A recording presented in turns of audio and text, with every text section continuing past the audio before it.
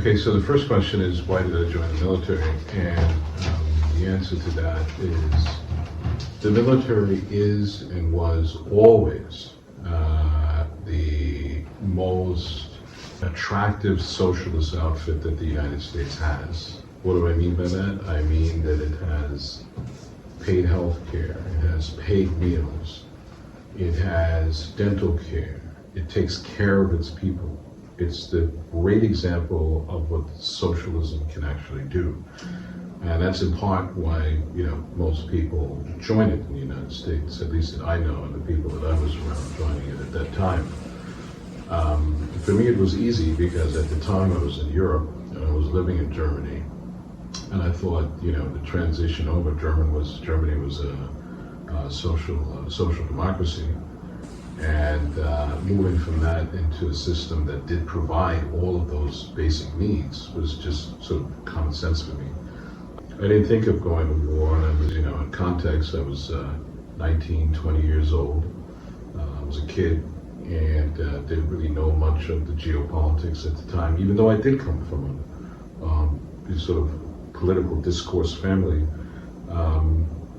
We were pretty much at peace in those days in the 1980s. We had things in Panama that we were involved, but generally there was a peaceful period, so I didn't think of war. And at that time, the military was much, and this is what we were taught, it was designed to deter going to war. It wasn't designed to go to war. I mean, this was the United States, one of the most powerful nations on earth, maybe at the time the most powerful. So that really didn't cross my mind to the point where, I was going to think that that was an issue of some sort. So, the military has always been a great socialist outfit for people that, especially from poverty-stricken areas or from poor income or lower income areas. It provides all the basic needs that, personally, I think all Americans should be getting anyway.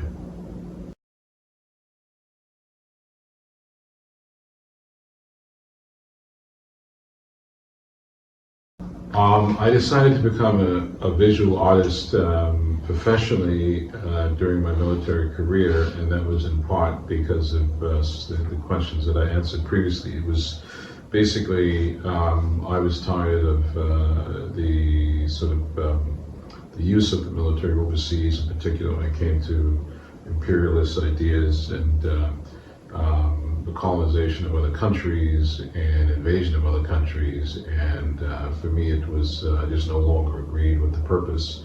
So I discharged in 1997, and when I did discharge, for me the only other thing I was able to do was art. I was also diagnosed with PTSD. I had issues after the first Gulf War conflict. So that was another reason. I couldn't really do too much else. I mean, I couldn't keep a job, I had difficulties focusing, and so for me art was a form of therapy at that point. I do have a formal artistic training, not aggressive in painting. I went to art school in 1984 to 1986, and during that period I never completed it because it was such a rigid program that I just didn't enjoy it. So I quit, and but our focus was largely on photography, interior design, painting, and sort of creative practices, technical drawings, and so forth. So I think it gave me a basis in terms of what I'm doing today, but I wouldn't say that it developed the style that I'm painting. I don't think any painter is somebody that uses their academic training to do exactly what they were told. I mean, painting is about trying to find your own voice, and by doing that, you're going to have to sort of break all these boundaries and break these narratives that you're given,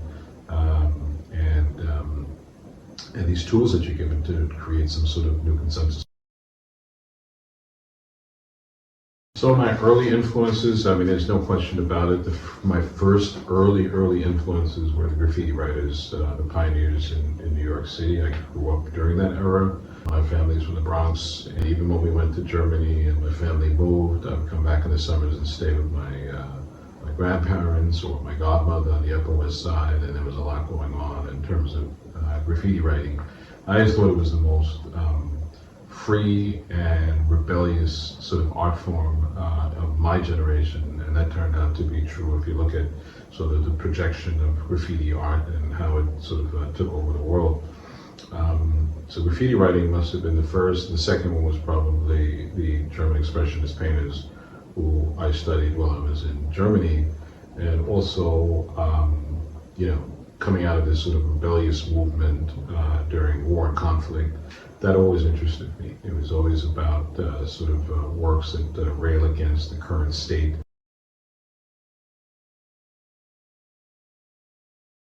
They're all tied to sort of the historic development of the last 2 decades in the United States. And that continues today, even with my, the work that I'm doing now and the work that I did before. I started professionally painting in 1996-ish, during my military career, even because I started painting in military barracks and before I discharged. So I think one of the things that sort of tie the works are this sort of response to these very clear global, national, and economic changes in the United States, but also on a universal level. So these aren't in any way space specific.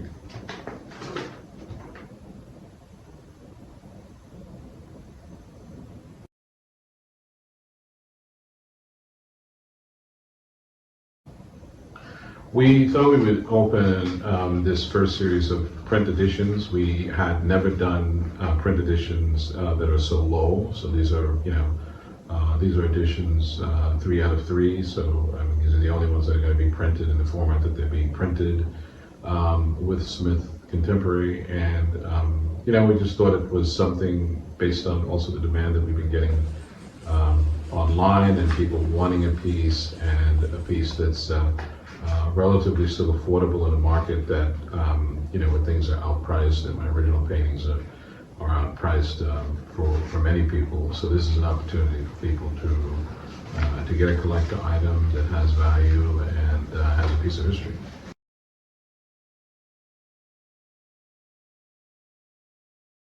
My legacy, I'd like my legacy to be someone that spoke in visual terms during a time of change.